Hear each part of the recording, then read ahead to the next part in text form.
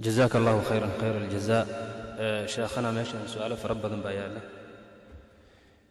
قال المدني موضوع على أقل إليهين يوكوك له فربضا إن شاء الله تعالى وحن هرمرين دون كوبا موضوع على قدر له سؤال شكوى وحيل هذا شيخنا هدي أيد عذاب قفك إن قبرك لو عذابه والد كدن بيان وجيره ومركا وسو دعينايو ما laga yaaba in ducada waalidka ruuxa qabriga ku cadaaban looga fududeeyo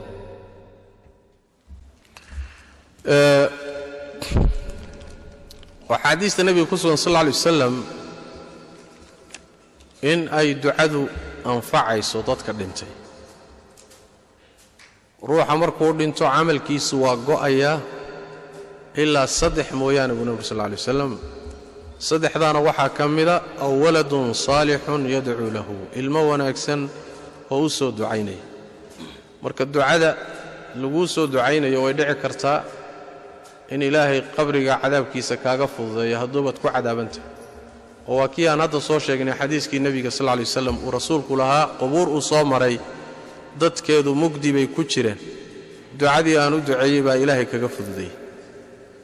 marka ducadu waxay kamid tahay asbaabta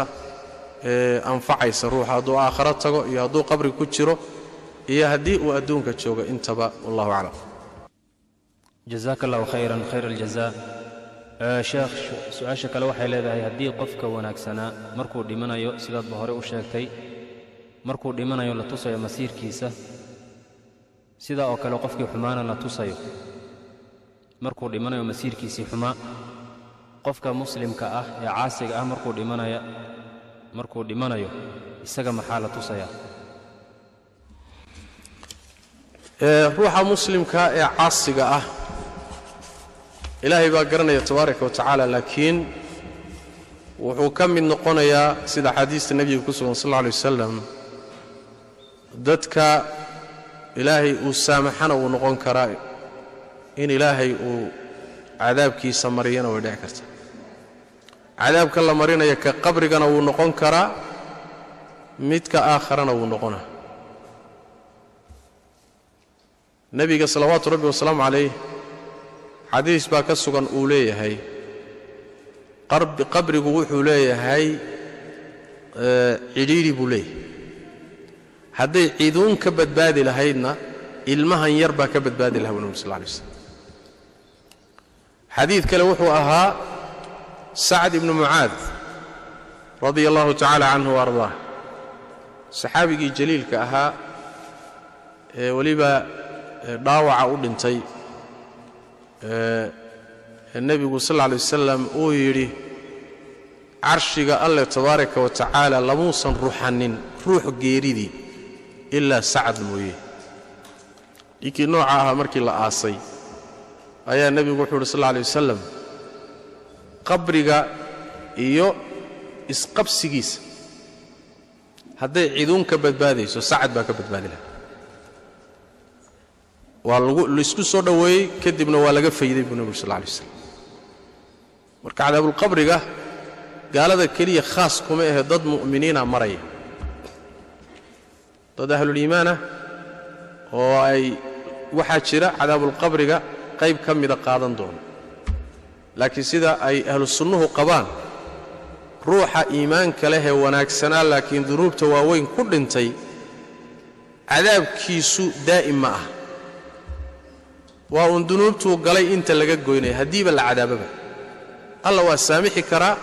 hadiise ay noqoto inuu ilaahay cadaabo cadaabkiisu joogto ma noqonaye waa inta dembigu galay un laga dhaqayo wixii inta ka dambeeyana iimaankiisa iyo khayrkii uu sameyn jiray u baxsan doona oo waa laga fududeynaa naam جزاك الله خيرا خير الجزاء. شيخ سؤال waxay leedahay qof baa dhintay waxaana la xaqiijiyay qofka dhintay in aanan la aasin oo dhulka korkiisa uu ku baaba'ay marka qofka ma helaya cadaabul qabri ama wa naciimihi ayadoo la ogyahay qofka inuusan qabri gelin adiga ama hal lagu aaso ama geed korkii hal lagu saaro ama libaaxa ku cuno qasab qabri iyo cadaabkiisa iyo cuquubadiisa waa la mari ciddii ilaahay ugu talagalay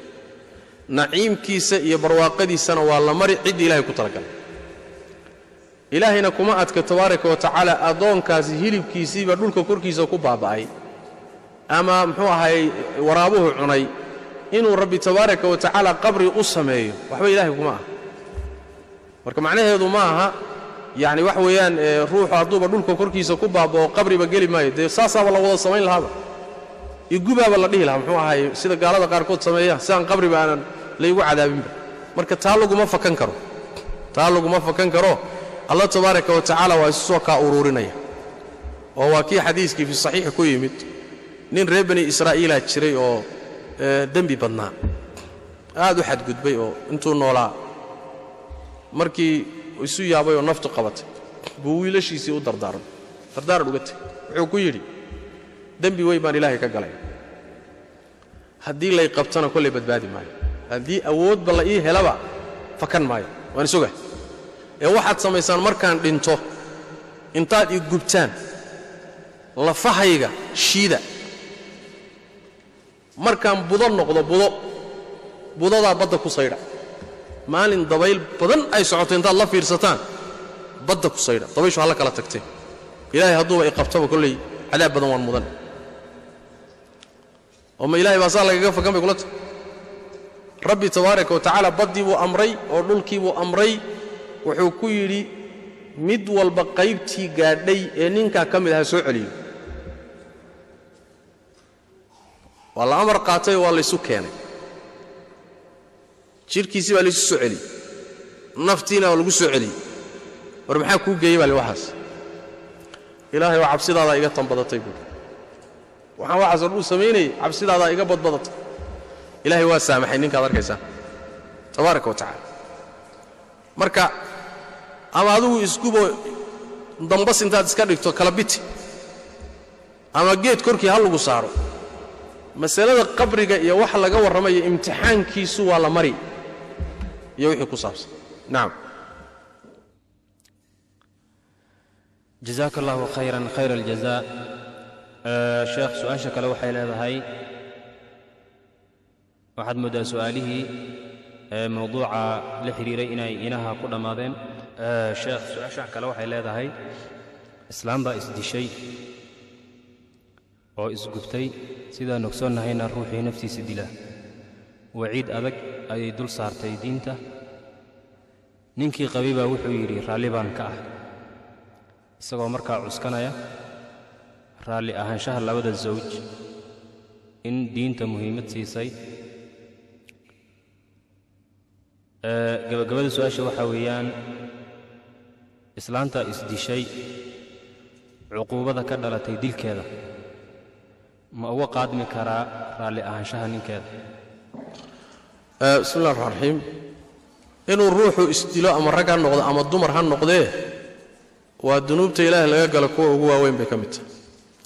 bal nebigeennu wuxuu yidhi sal lla alay wasalam kama fii saxiixi muslim ruuxii isdila naartuu gelayaa waana ku waarayaa buu nebigu sal lla alay waslam naarta gudaheedana wuxuu lagu ciqaabayaa weliba wuxuu isku dilay baa lagu ciqaabaya hadduu sun cabbay isagoo naarta ku jira haddana suntii la cabsiinaya hadduu mindi isgeliyey naarta dhexdeeduu mindidii isla dhacaya hadduu isceejiyey isagoo naarta ku jiro haddana isceejinaya naartana waa ku waarayaa buu nebigu uhi salawatu rabbi waslamu calayh marka isdilku masale sahlan maaha ninkii dagaalamayey saxaabada ka mid ahaa isagoo dagaalka ku jira intuu dhaawacmay dhaawacii intuu askaysan waayey isdilay nebigu wuxuu yidhi naartaan ku arkay sal alla alay waslam marka isdilku ma sahlana waa arrin halisa leanna ruuxu markuu isdilayo wuxuu ka cadhaysan yahay ilaahay qadihiisa iyo qadarkiisa qorshahan ilaahay la rabay inuu u sabro oo ku sabro wuu ka xanaaqsan yahay ilaa muxuu isu dili ya islaam baa waxay leedahay waa layla guursaday waa isdilahay oo xaggee u socoto ya ninkan haddaad la noolaan karta la noolo haddii kalena isaga dhulka ilah waa ballaadhan yahay maxaad cadaab u geli oo naftaada balaayo ugu rid yani waxaad moodaa haddiiba laysdilaba in janno la sii aadi doono oo laga nasanayo dhibkan iyo waxan jira balaayoon baa la sii aadi iyo wax ka daran sidaas daraaddeed isdilku ma sahlana ruux mu'minana inuu isdilo inuu u badheedho wax sahlan maaha leanna iimaankiisa ayaa u diidaya wax badan hadday dhacdo ka isdilay iyo ka raalliga kuwa waa isku dembi ninkan le raalli baan ugu ahay inay isdisho asaga iyo iyadu isku dembi waayo markay dhimato wuxuu yidhi raalli baan ka ahay raalli baan ka ahay bimacnaa waan ka raalli noqday waan cafiyey miya khayr allah si hadduu cafiyey asaga wixii xaqiisa aan buu ka cafin karaa laakiin inay isdishay xaqu isagu lahaa ma ah naftan inay saartay oy xaqdarra ku dishay ma ninkaa lahaa nafta ma ninkaa lahaa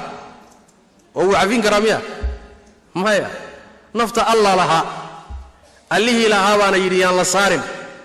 oo xaqdarra yaan lagu dilin xaqaasi marka waa xaq alle xaq isaga khuseeya maaha asagu wixii kale ka dhaxeeyey ha ka cafi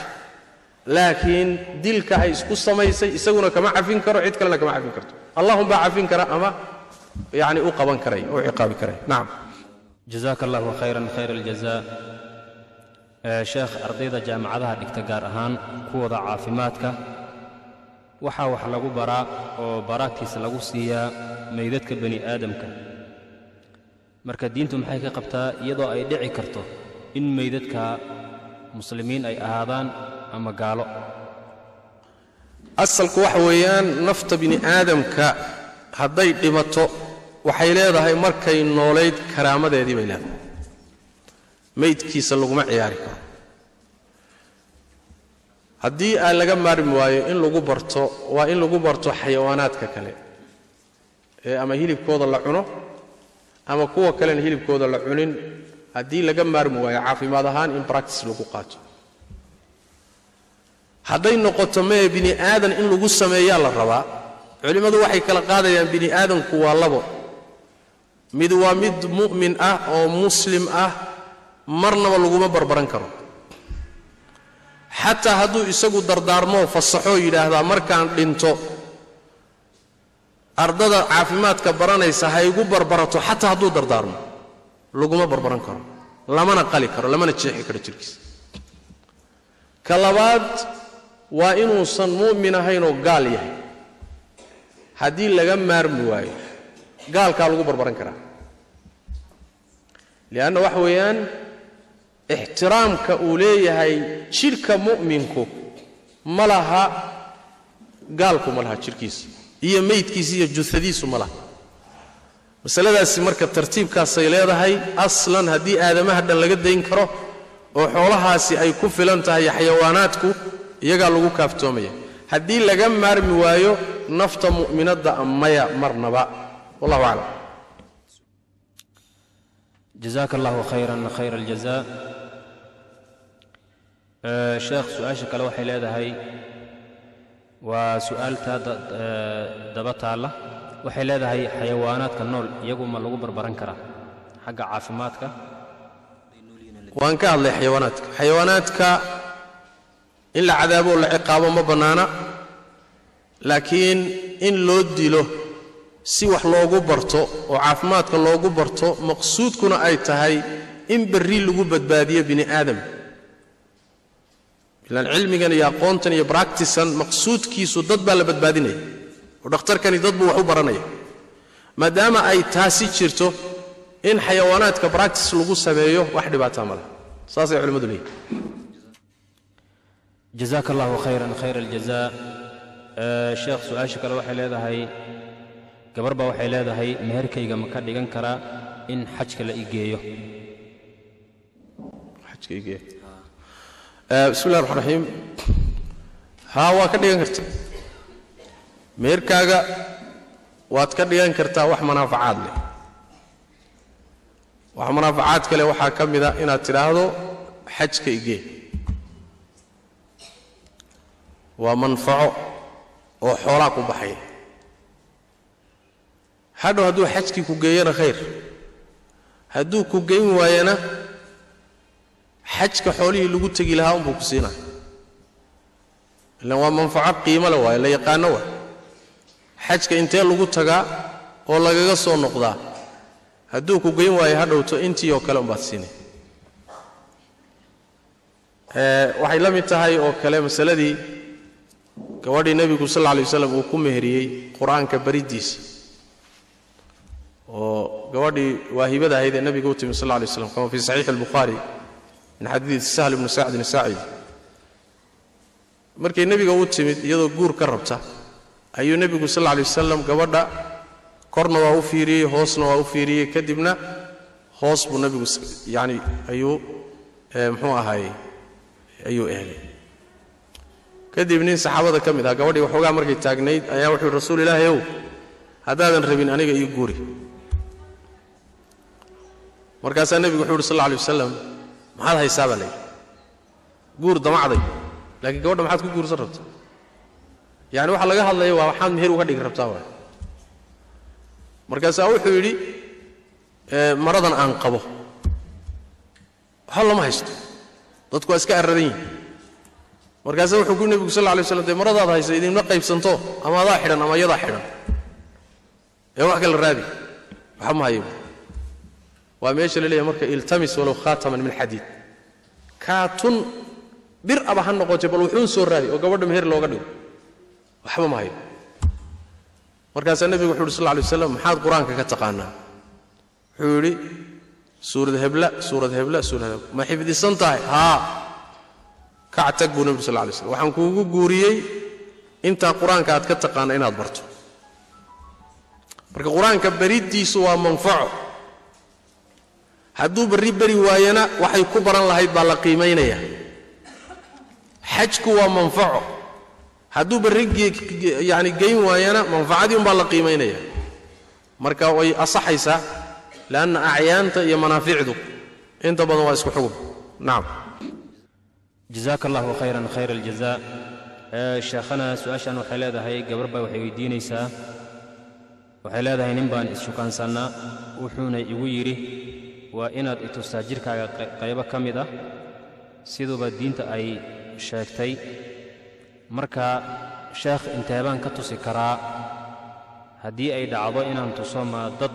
iyadoo ay nala joogaan baan tusaa mise labadannada oo keliya ah xadiis nebi baa ku soo arortay sal alla alay wasalam ruuxa guurdoonka ah cidda uu guurka ka rabo inuu arki karo xadiis fara badan waa bal nebigu amar buu ku bixiyey sal alla alay wasalam ma aragtay buu ku yidhi maya markuu yidhina kac soo arag buu ku yidhi xikmadduna waxa weeyaan uu nebigu sheegay inay dhexdiinna noloshu daa'imto ood wada joogtaan waxay ku xidhan tahay inaad isku qanacdaan qanaacaduna waxay ku xidhan tahay in lays arko xikmaddaa darteed baa la yidhi soo arag laakiin nebigu sal alla alay wasalam ma sheegin meesha laga arkayo iyo qaybta jidhka ka mida oo laga fiirinayo culimmadaa marka ijtihaaday oo qoloba meel ku dhufatay qolo waxay leeyihiin labada gacmood intoodan hore iyo wejiga qolona waxay leeyihiin maya waxaa laga arki karaa haweentu markay gurigeeda joogto inta badan jidhkeeda meelaha bannaanaada oo maalan madaxa iyo wejiga iyo luqunta iyo gacmaha iyo lugaha hoose iyo yaa inta badan iska bannaanaada marka qaybahaas markay guriga joogto iska bannaanaada baa laga arki karaa waa culimmada qaar baa qaba qaarna arrin kaba si xeel dheer bay qabaanba oo hadda sheegiddeeduba ay adagta marka ra'yiga ugu dhow waxa waaye iyadoon la xadgudbaynin kolba inta keeni karta qanaacada in dadkii isku qancaan way bannaantay wixii u gudbaya cawraadka iyo daawashadooda iyo jidhka meelihiisa halista ana maya laakiin labadaa xuduudood wixii u dhaxeeya wax dhiba ma laha see baad ku arkaysaa ama see laysku arkayaa ma bannaana waa mar kale ah in meel cidlo ah oo aan laydinla joogin oo haddana xumaantu ka dhici karto maya taa waa khalwo waa baab kale ninkii odayga ahaa ee shaytaan ahaa baa idin saddexaynaya nin iyo naag ajnabi kale ah oo haddana damac ku jiro oo keligood meel cidla a galay oo cidna waa laydiin soo geli iyo baqdin aan qabin asagiina wuun isku riixiyo isku qalqaalina soo ma wixii meeshaa ka dhacay adaa mas-uulka amar haddii waxoogaa uu kaa kala jabo adaa iska burburiyey saas daraaddeed marka hore waa inaad ka taxadirto waa inay tahay meeshu meel aan xumaan ka dhici karin guri la joogo qayb ka mida oo iska furan oo dadkii marayaan oo in laydinla fadhiyo laazim maaha laakiin waa inay ahayn meeshu meel xidhan oo xumaani ka suuroobi karta waa inaysan ahayn sidii kaleed yeelaysaan marka waa farsamo kale waa hawl idinka idiin taalla iyo muxuu ahay iyo hawlaysigiin wallahu aclam jazaaka allahu khayran sheekh su-aasha waxay leedahay su-aasha kale waa su-aal ku dhowtii hore haddii ninka loo idmay oo loo fasaxay in gabadha uu guursanayo uu iska fiiriyo gabadha iyada lafteeda ma loo oggolaaday in ninka ay guursanayso ay iska fiiriso laa maanica haddayba geesinimadaa qabto ninka aan ku arkaba ay dhihi karto dhib ma leh leanna waxa weeyaan sida xadiista nebiga ku sugan sal alla alay waslam maqsuudka la raadinayo oo ah in la ysku qancay waa labada darafba haweenta la guursanayo ninaynan ku qancin laguma qasbi karo waa inay iyadu go'aanka yeelato iyo qanaacada laakiin go'aankeedu keligeed ma fuli karo haddaan qaraabadeeda weligeedu hadduusan la waafaqin oo xikmadda shareecadeennay ka mid tahay iyada ridaheediina waa in la tixgeliyo guriga iyadaa dhisanaysa midda labaadna waa in caqligeeda caqli kale lagu biiriyo oo weligeedii iyo walaalkeed iyo aabbaheed iyo waa inay talada qayb ku yeeshaan si ninkan xariifka ee khatarta ah gabadha looga qabto ila niman waxaa jira sidoodaba bahalla ah oo haddii dumarka lagu sii daayo induu indha sarraxaadiyo oo waxaan jirin u akhriyo oo wuxuusan ahayn isaga dhigo rag baa fahmi kara tuug baa garan soo ma tuug baa fahmi kara laakiin ninkan intuu kuu soo dhuuntay balaayada kuu akhriyo oo kugu yidhi saraha nairobi oo dhan ana ii yaallan oo anaa iska leh oo shirkadaha ii kala socdo oo adduunkan qayb baan ku leeyahay berrina biilkii bixin waaye taladiisa marka waa inay rag la challenge gareeyaan baad u baahantay xikmadda weynay ku jirtay loo leeyahay gabadha waa inuu weligeedu meheriyo maaha in weliga ku danaysanaya iyadaa loo danaynaya oo waxaa laga ilaalinayaa khaladaad iyo khataro fara badan oo gabdhaha muslimaadka qaar ka mida maanta ay ku dhaceen soomaalidu waxay yidhahdeen walba ruux weyniyo maxay dhihi jireen nin weyniyo iyo islaan umulisa ah midina say wax u ogyihiin uma sheegaan waxaan ahay ruuxa su'aaluhu ku soo dhacaan xogta aan dumarka ka haya iyagu iskama hayaan waxa uun musaayib haysata iyo midda godka ku dhacday iyo siday uga bixilaada iyo mid baa la tegey maraykan buu jiraa yurub buu jiraa wuxuu ku leeyahay madaxaaga iibso cimrigaaga saan baad ahaan war sheekhow seen yeelaa dee seenku geeli aniga adaa godka isgeliye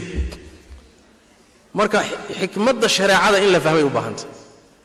waxani waxay u baahan yihiin in loo talabadiyo loo indhabadiyo god xun aadan ku dhicin meel munaasaba tagto haddii jidbada iyo marqaanka iyo jacaylkuba marka horeba uu kala tuuro ood meel cidlaha ku dhacdo oo lagu indhasarraxaadiyo waa kadeed saas daraaddeed waxaan idin leeyahay xikmadda shareecada iyo meesha waxaa ku jira wax weyn baa ku jira wabittaali gabadha muslimadda inay raalli noqoto waa muhim hadday uga baahato ninka inay aragto way heli kartaa haddiiba isagii loo oggolaaday si uu raalli u noqdo ayadana waa loo oggolyahay say raalli u noqoto wallahu aclam jazaaka allahu khayran khayr aljazaa su-aasha kale waxay leedahay ninbaa waxaan ku mehersanaa ilaa iyo 5 bilood waxaana uu qabsaday in 6 bilood gudahood ama 5 bilood gudahood uu guriga uu ku soo dhiso intii aanan la gaarin wakhtigii gurigii ayuu wuxuu iga codsaday ayuu gogol iga codsaday marka haddii aan diido oo aan ku xiro in aan guri wada tagno ma dembi baa iga soo gaaray haddiiba ninku ku mehersado horta xaaskiisaa tahay laakiin marka hore uu ku mehersanayo meherku intuusan dhehen haddii shardigu uu ahaa muddadaa inta ka horraysa inaan laysxaasaysanin oo uu soo diyaar garoobo oo gurigiisa soo dhisto intuu guri ka dhisanayana inuusan ku xaasaysanaynin haddii sidaa meherku ku dhacay xaq baad u leedahay ilaa uu guri soo dhisto inaad diiddo لأنه wuxuu gelayaa xadiiskii nebiga sal lla alay wasalam ina axaqa maa awfaytum calayhi min ashuruud ma istaclaltum bihi alfuruuj marka horeba shardigu hadduu sidaa ahaa meherkuna saa ku dhacay xaq baad leedahay laakiin markii hore hadduusan shardigaasi jirin oo si caadiya lagu meheriyey si caadi ah lagu meheriyey shardi horena uusan jirin xaas baa tahay markaa ninkaaga amarkiisa iyo wuxuu kaa rabayo xuquuqdiisa waa inaad gudato laakiin xuquuqda markaad siinayso ama xaqa gogosha ha noqdo ama xaq kale ha noqdo adigana isla markaa waxaad xaq u leedahay inuu xuquuqdaadii ku siiyo oo ah gurigaad degi lahayd iyo masruufkaagii waa inuu ku siiyo laana way isku xidhan yihiin xaqa gogosha markuu yeelanayo waa markuu isaguna xuquuqdeedii uu bixinayo oo gurigii iyo masruufkii iyo biilkii iyo allahuma haddaad adigu tanaasusho waad heli kartaa hadday isagoon masruufna ku siinaynin gurina kuu samaynin aad tidhaahdo war waxba kama qabo hadda adaa iska lahaya ama uga tanaasul ama u diid ama sii hawl kuu taalla waay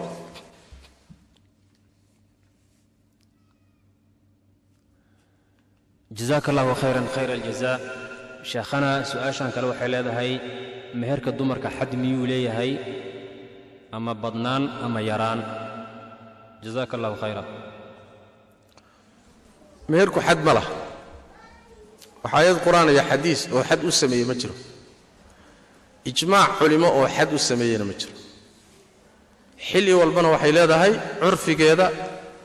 iyo xaalkeeday leedahay laakiin waxaan haynaa waxa weeyaan inuu nebigu sal alla alay wasalam ammaanay in meherka la yareeyo oo kharashka guurka la fududeeyo sidaana barakadii khayrku ku jirto oo guur waxa ugu khayr badan midka ugu kharash yar sababtana garto oo jidkan xalaasha ah ee shareecadu jidaysay haddii la adkeeyo dadkiina ay isu baahan yihiin jid xaaraanoo baa laysku raadsanay mar kasta oo guurku sii adkaado zinadaa fududaanaysa mar kasta oo guurku fududaadana zinadii baa cidhiidhi gelaysa saas daraaddeed gabdhaha muslimaadka ah waxaan u jeedin lahaa dardaarankaa nebiga sal alla alay wasalam ama meherka ha noqdo ama kharashka guurkoo guudba ha noqdee fududeeya oo ha sii adkaynina marka dambe wuxuu isu beddeli doonaa caado aan laga gudbi karin oo aad u adag oon laga tilaabi karin sida khaliijka haysatoo kale hadda maalan khaliijkaoo kale gabdhihii guryahay ku guumaysoobayaan siday guriga u jirtay gabadhu 40 jir ku gaadhaysa dhallinyaradiina bannaanka yaacayaanoo xumaan iyo waxbay raadinayaan maxaa kale dhex taagan inay isguursadaan waxaa kale dhex taagan waa caadada iyo curfiga jira iyo guurkii oo qaaliyoobay iyo gabdhihii oo dahab iyo doolar raba iyo gurigii oo intaas in la dhiga ay tahay waxana wuxuu noqday buur aan laga tilaabi karin maxay noqotay waxa ka dhashay marka adiguna guriga ku guumaysow aniguna bannaankan ku fasaadi خلاص marka wadcigaasi wadciina anfacaya ma sooma waxina anfacaya ma intaad masaalixda guud fiirisaan waxoogaga yarka waxba fiirinina dhowrka kun ee dollar ee jeebka gashanaysaan ha fiirinina waaba gubatayba sooma aad u fiirin laakiin waxaad fiirisaan masaalixda fiiriya iyo danaha guud khaasatan xilligan hadda aan ku jirno iyo duruufta ummadda haysata iyo marxalada aan marayno oo marxalo u baahan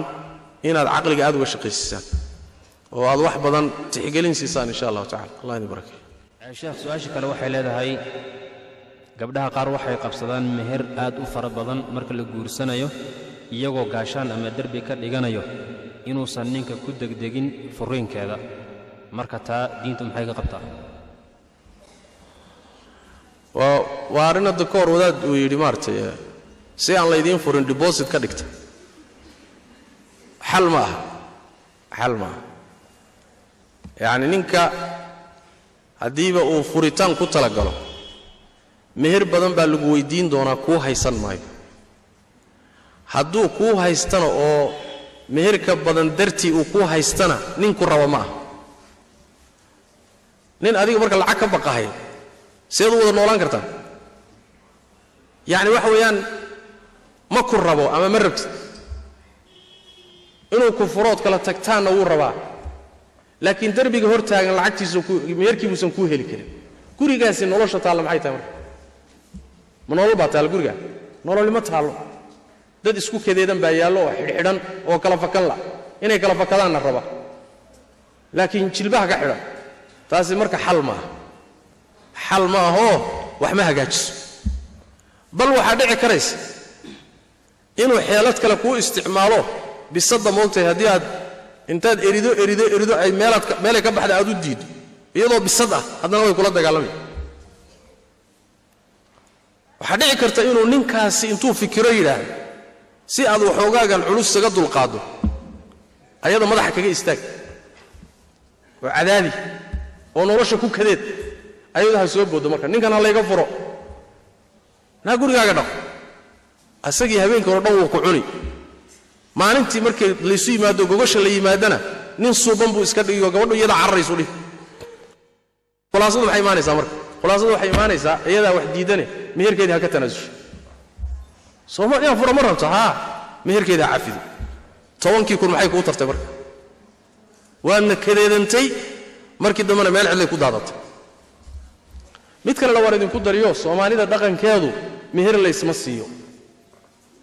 waa dulmi soo weynaaday oo soo abtirsaday oo qaan gaadhay weeye inaan dumarka meherba la siininba marka waxaan dhihi lahaa maslaxana ma aha xikmadna ma aha caqlina ma aha inuu waxaleeyo mooye waxba hagaajin maayo meher la cusleeyey xikmaddu waxa weeyaan meherka fududeeya labadii ilaahay ugu talagalay inay wada dhaqmaanna xoolo iskuma celiyaane isjacayl iyo naxariis iyo isdoonid baa isku haysa labadii rabta inay kala tagtana xoolo iskuma hayn karaan iyo deposit baa iiga yaalla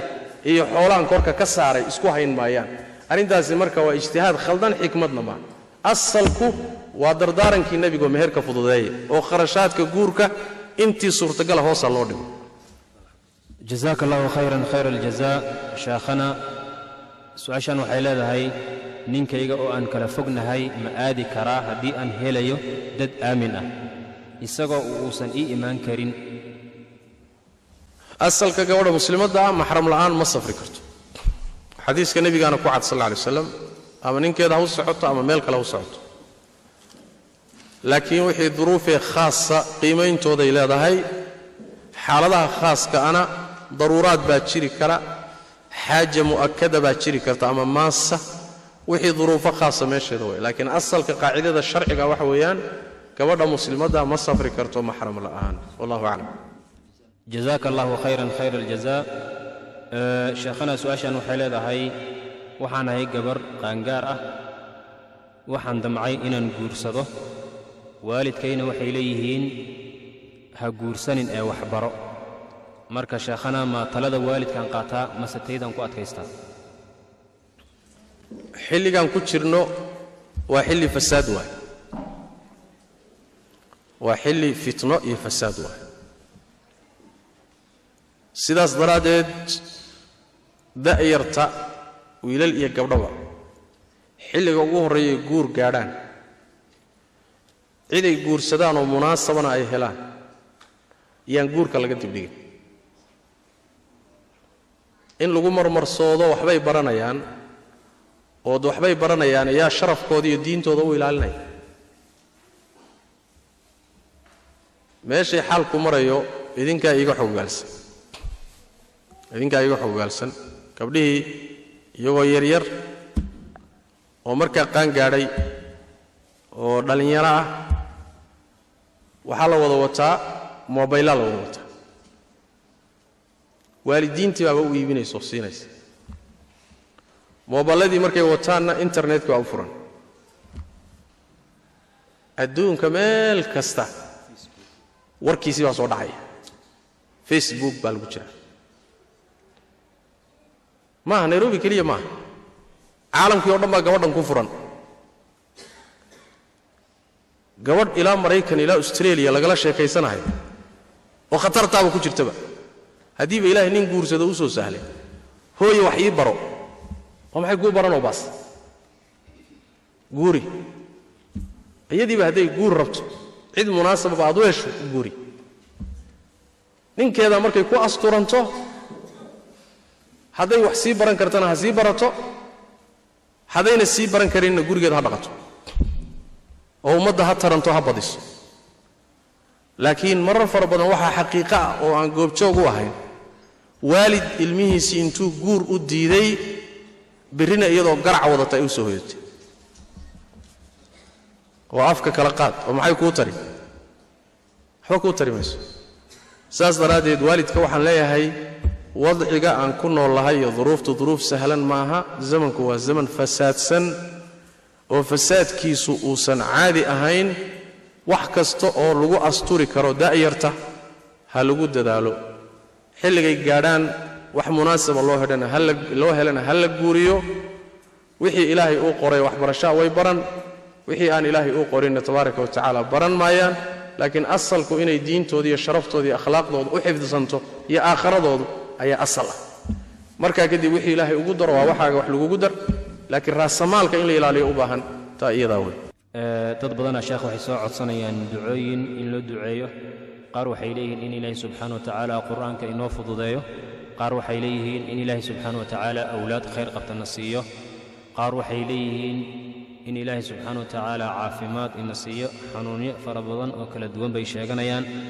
qaar waxay leeyihiin in ilaahay guurka inoo wanaajiyo oo qaar waxay leeyihiin guurkii baa naga xumaaday in sha allahu tacaala intaas oo dhan inaad u ducaysaa la rabaa sheekh baaraka allahu fiikum waa muraadiye fara badane afkana ma wada marin karee ruux walba muraadkiisa khaaska allah u sahlo muraad ah ee gooni ah ama aakhara ama adduunyo ah ilaahay ha fududeeyo hana sahlo wixii sharana ilaahay tabaaraka wa tacaala ha inaga xifdiyo wixii wanaagana allah ina siiyo aakhariya adduun baan allah ina liibaano ilaahayna diintaa inoo xifdiyo intaan nool lahay khaatumo wanaagsanna allah inagu dilo ilaahay tabaaraka wa tacaala ha inoo furo iridaha khayrka iridaha sharkana allah inaga xidho